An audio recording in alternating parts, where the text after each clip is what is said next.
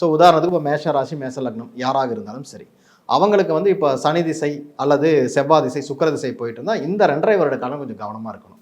ஏன்னா அவருடைய 10ஆம் அதிபதி சொல்லக்கூடிய தொழில் ஸ்தானாதிபதி வீக்காக இருக்காரு. ஏன்னா 12ஆம் இடத்துக்கு போய் தொழிலில் ஏற்படக்கூடிய கடன்களை பற்றி தான் சொல்கிறாரு. நிறைய விஷயங்களை வந்து அவங்க இழக்கிறதுக்கு ரெடியாக இருக்கிறாங்க. அதாவது தொழில் ரீதியாக நிறைய லாஸுகளை சந்திக்கிறதுக்கு ரெடியாக இருக்கிறாங்க. ஸோ ரொம்ப கொஞ்சம் கவனமாக முதலீடு செய்யணும்னு நம்ம சொல்லுவோம்.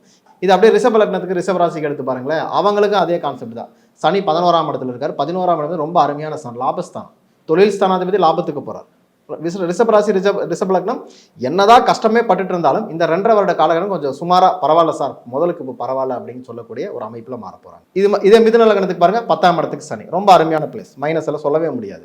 இதே கடகத்துக்கு எடுத்தீங்கன்னா அஷ்டமச்சனிம்பாங்க. கடகராசி கடக லக்னத்துக்காரனுக்கு ஏறக்குறைய பாக்கியச்சனி 9ஆம் தேதி. இது வரைக்கும் ரொம்ப கஷ்டத்தில் இருந்தவங்க எல்லாமே விடுபடக்கூடிய காலகட்டம்.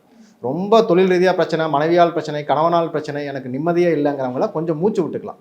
தொழிலும் சரி குடும்ப ரீதியாகவும் கொஞ்சம் மூச்சு விட்டுக்கக்கூடிய ராசி எதுன்னு பண்ண கடகராசி கடக லக்னம். சிம்ம ராசிக்கு எடுத்து பாருங்க, அஷ்டம சனி. சிம்ம ராசி லக்னத்துக்கு அஷ்டம சனி ஓடும்.